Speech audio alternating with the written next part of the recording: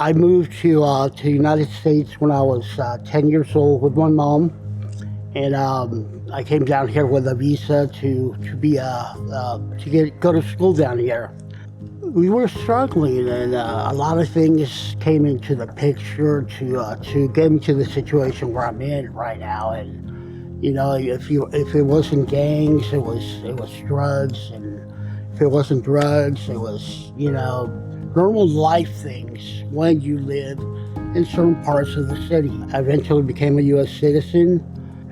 I started working with a lot of bands, became a roadie, and then eventually started, doing stage managing, music videos, and I started getting to, as I met people, I started, I wanted to do video and music, and so I went to school for that. I mean, I was doing work furlough at the time, and some warrant for like a parking ticket. Also, it was like $20,000. I don't know if you ever been through that, where I'm like, okay, so I've been avoiding it for 5-6 years. Now it's $20,000 a parking ticket. You go to jail for a week. That's how. I've never been through jail, but this parking ticket took me to 7 different counties, 7 different jails in each county, where I ended up in San Jose jail, and from there I went to Elmwood. So that whole cycle said, screw this, I don't want to do jail no more. I went through all of them for a freaking parking ticket. I had to do work furlough and do some jail time, a week in jail, and then they're taking us to different sites, and one of the sites was called Heroin Park. And I'm all, what are we doing here at Heroin Park? And they're all, we're picking up needles. And I mean, this place was just, there were a lot of, I guess, homeless people there, and this was, 90s, near the 90s, and needles everywhere. And I had my boots, and a needle went right through my boot. I remember went right to my toe, and one of my ex-girlfriends, one of our conditions was every year we got to get tested for HIV so we could date each other. And I'm okay. Cool. One came out not cool. And,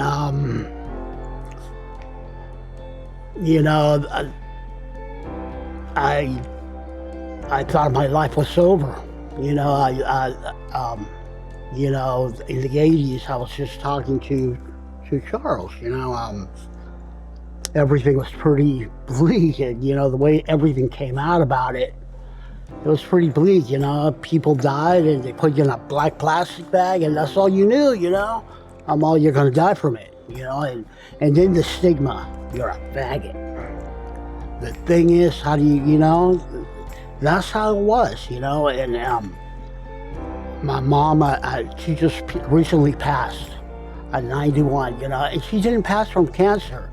She passed from somebody breaking into her house during COVID and robbing her, and just, they left her lying on the ground in her home, and, I found her after 5 days of her being on the ground, and it was very difficult for me to keep up with my medications, keep up with my life while I'm here focusing on my mom, focusing on where she is, trying to keep her alive. I would go missing my meds. I wouldn't take my meds. I wouldn't, the next thing I'm all, did I take my meds? I would double up on them. Or I would, I shouldn't take this one because I took this one. And if I take this one, I start making cocktails of what I should and shouldn't. And I start feeling really crappy, really bad. I don't want to be one of the persons that died because he didn't take his medicines. And he saw Carlos, the medicines are good in your system for this amount of time. Right now, you're good. Stay like that. Be strong.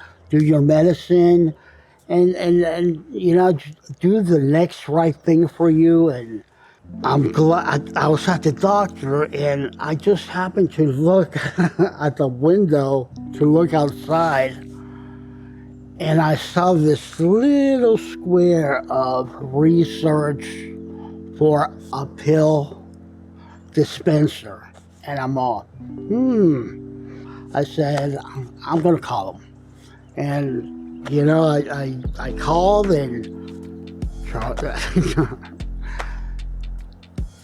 somebody answered that cared and made me feel comfortable that, there is hope with your meds and we'll help you get through it. HiDO. It's a pill box, an electric pill box. It's like a little R2D2 but smaller. It's like a hub for me just to walk up, and it dispenses the right doses, the right pills at the right time for me, where I don't have to second guess myself and say, did I take this?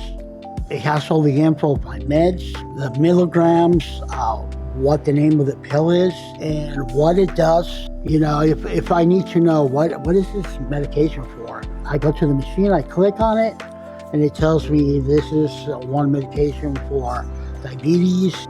We're here worrying about, are we going to live? Are we going to die? Are we going to take the right meds? Where's this going to take us? In the 80s, definitely you died, but now you could live a long life. You don't have to live with, I'm getting sicker. You're getting better as long as you take your medicines, or at least a steady beat where you don't pass it on. You could have a family, you could have kids, you have a healthy relationship. You don't have to be afraid